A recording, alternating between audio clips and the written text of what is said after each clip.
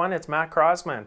I hope your 2016 is off to a great start. I know we're going to have an amazing year and I can't wait to get started. We have lots of questions this year for MCTV's first episode of 2016, so let's get right to them.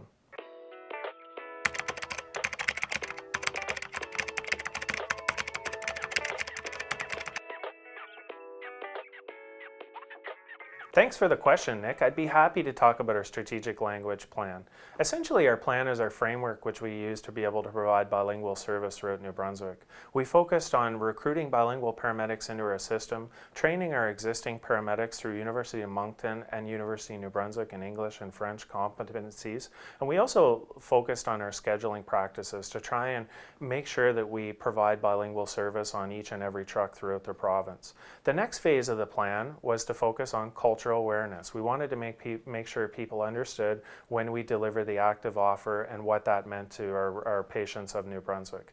The last part of the plan is our maintenance, and we want to make sure that we're able to administer ongoing training programs such as Rosetta Stone, as well as different things like patient satisfaction surveys to make sure that we are actually meeting our needs. So we're really focused on continuing with the plan and really excited to be able to move forward.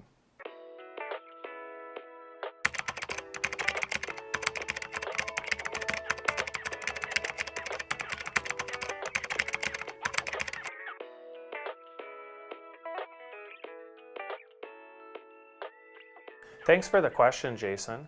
Essentially, when an employee puts in a short-term leave request, telestaff will go to language proficiency first, non-overtime. If it can't fill it, it'll then go non-language proficiency, no overtime. If an OM deems it to be an acceptable request, it'll then go to language proficiency overtime. And then if it can't be filled, it'll go to non-language proficiency overtime. So it's very similar to our process in place before, but we're trying to make sure that we meet all of our bilingual requirements throughout the province. Thanks again.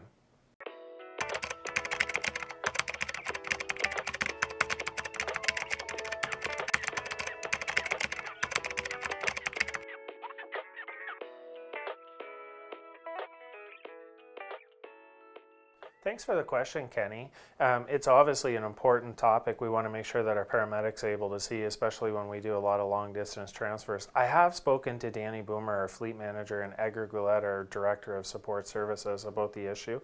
They've looked into it. They don't think it's possible at this time to be able to mount a light bar above the emergency lighting system. But what I can say is we're going to closely monitor the situation. So if you see other paramedics or yourself or other coworkers that are having the similar issues, I encourage you to put in an incident report it to fleet or your direct supervisor or operations manager, and we'll keep looking into the issue. If it's a persistent issue throughout the fleet, then we'll look to try and make some changes.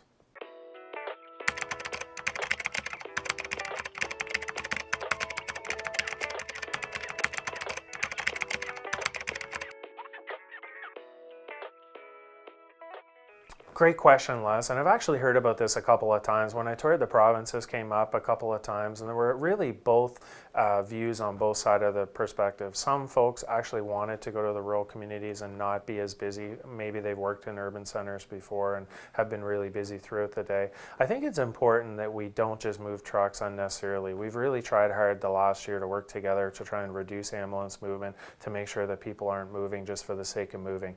I think it's also important to make sure paramedics do have a good quality level of skills and training, and that's something that Eric Barristow, our manager of training and quality, and I have talked about. How do we work on skill decay? Are there things that we can do through simulation and other areas where we can make sure that people do get the exposure that they're looking for, but without negatively impacting? Remember, I'm trying to really improve morale throughout the organization, and the last thing I want to do is negatively impact a bunch of people. So we're going to continue to look at this and hopefully find a solution that meets all sides.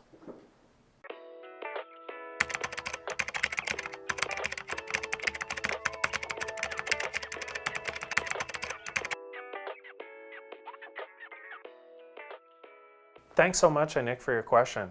This is actually something that's come up a couple of times. Our Employee Engagement Committee flushed this out as something that we need to look at, and in late 2015, we took this on as an action item. Mentorship is so important. For paramedics coming into the system, it's so important that they have a valuable experience coming into the company, that they know how to access the tools and skills and training, and that they're confident in their ability to work. So we want to make sure that we implement a program that really prepares people to the workforce. Not just A and B, but also NBMS. So in 2016, we're going to implement a new program, and I like a lot of your suggestions, so we're going to be reaching out to you personally. And we're also going to be looking for feedback from our other fellow staff on the front lines. Thanks again, and take care. That's it for this episode of MCTV. Keep your questions coming. They're always really great, and I know we get a lot of information out there.